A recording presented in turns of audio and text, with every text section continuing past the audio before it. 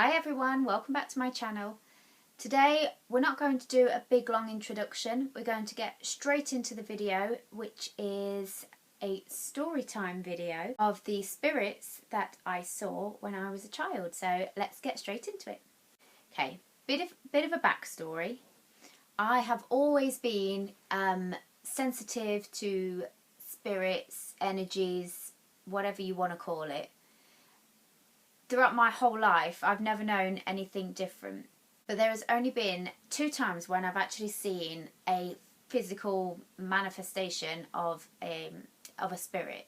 Normally what happens is I will get a feeling or a sense.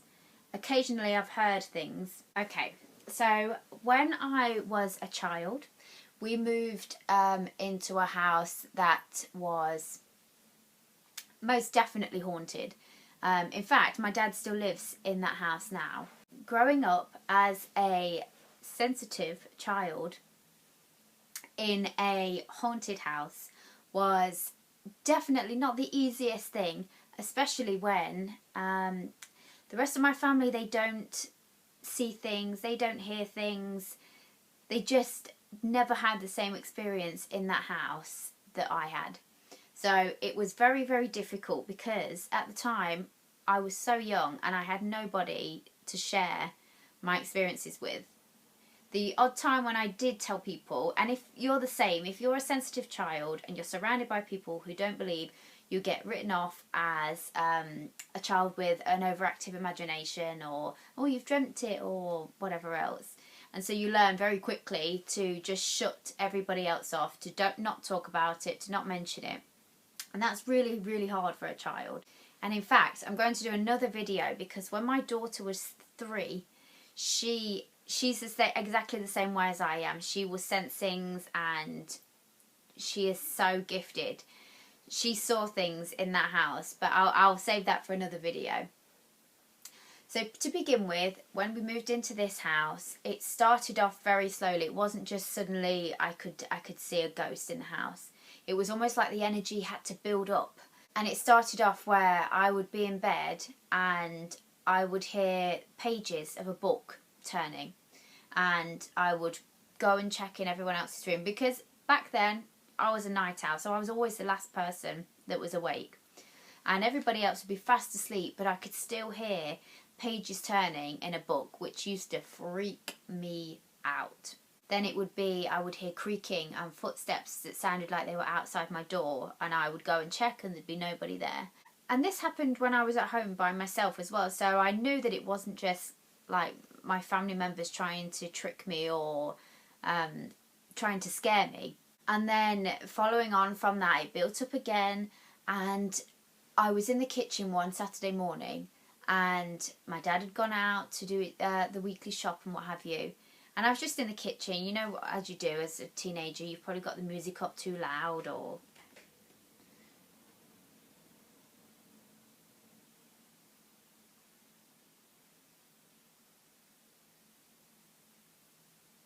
Okay, that was weird.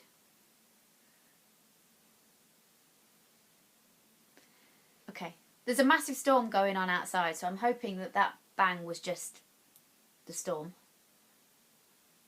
Who knows?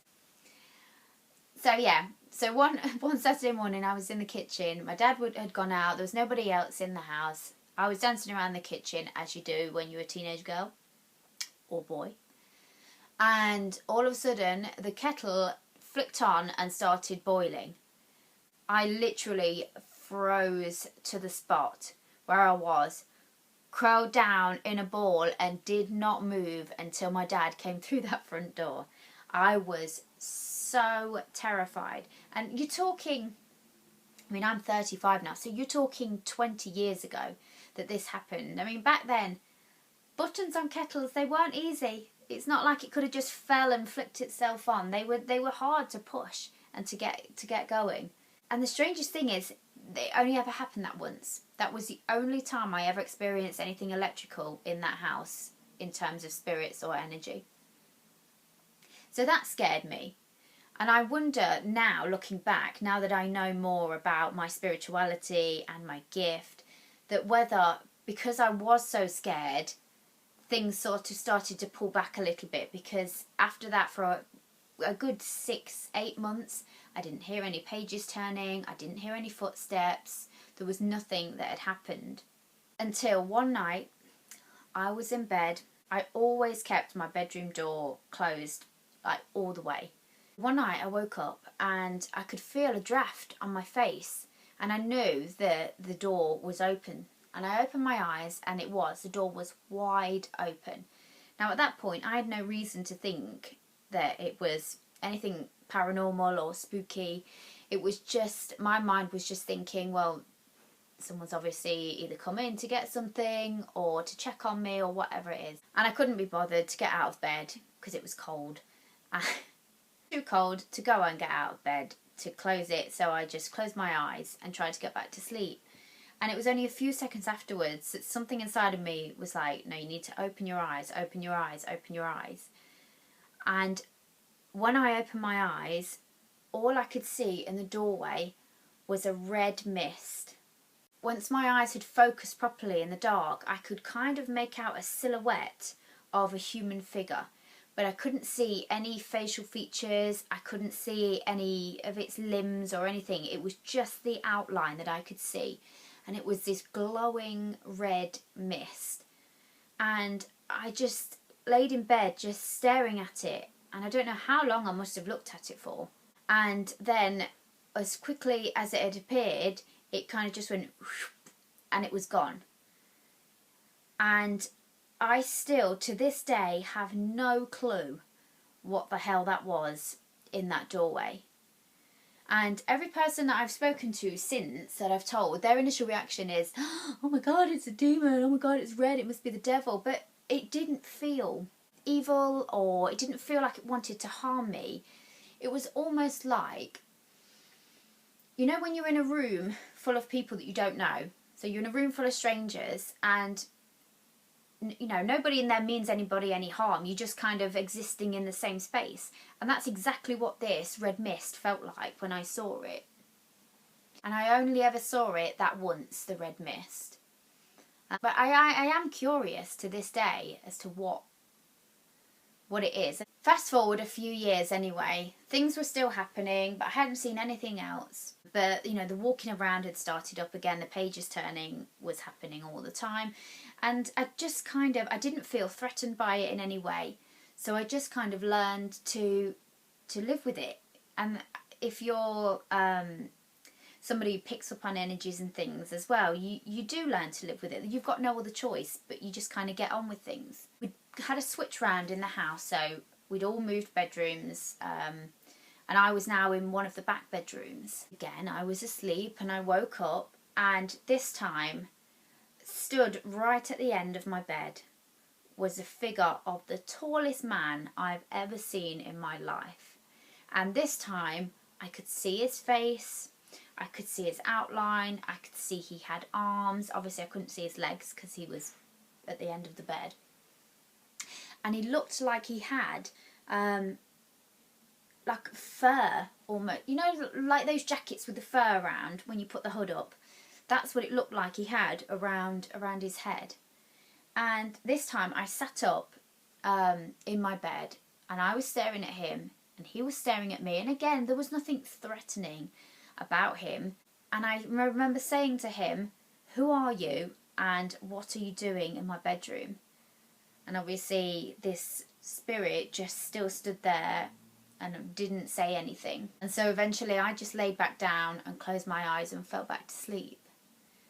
And there was almost, that one almost felt like a sadness from the way he was looking at me and the way he was holding himself.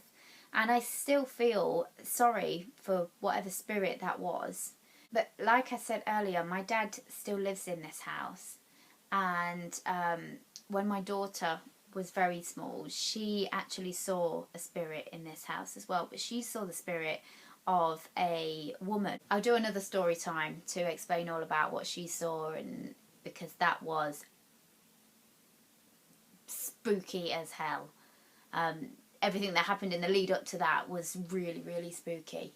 You know, I want proof that nobody can say, oh, you were just dreaming, or no, it wasn't what you thought it was. I want 100% proof that these spirits exist.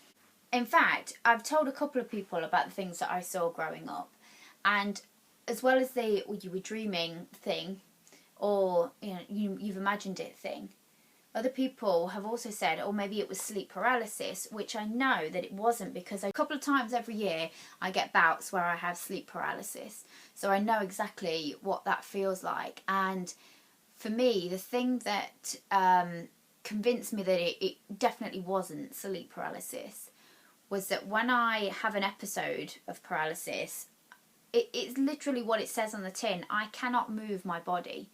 It feels almost like you're trying to pull yourself up, but you kind of just flop back down, or you're trying to open your eyes and they just flick back down again. So I know, because I was able to sit up and talk to whatever it was at the end of my bed, and because I was able to move and to roll over after I'd seen the red mist, that it definitely wasn't sleep paralysis. I am 100% convinced that what I saw was real. I would love to hear if any of you guys grew up in a haunted house, or maybe if you're living in one now. I mean, that bang earlier, I don't know whether I might be. You know what, the strangest thing is, my kids and I, we moved into this house got to be about 7, almost 8 years ago now. And this house was brand new when we moved in, so nobody else had lived here. And nothing happened. And then at Christmas, we obviously had all the decorations up. This Christmas just gone, we had all the decorations up, and we have this star that kind of hangs up. It's quite big and quite heavy, and we always hang it on the door handle of the cabinet downstairs. So it hangs and it just sits there. It doesn't move. There's no drafts. There's nothing. And the kids and I, we were sitting on the couch and we were just all doing our own thing. I think the kids were like on their iPads and I was watching TV. And all of a sudden, this star, which is underneath the TV, just started to swing. And I don't just mean move slightly, like properly swinging, like from side to side. So much so that my son, his head jolted up from his iPad. And he kind of went, Mum, why is that star swinging? And we all just sat there just watching this star go backwards and forwards. So, I don't know. There may be something that's around us at the minute. Might need to get rid of that. But if there is something here, it certainly doesn't feel scary. So, they can stay. That's fine. We don't mind the non-scary ones.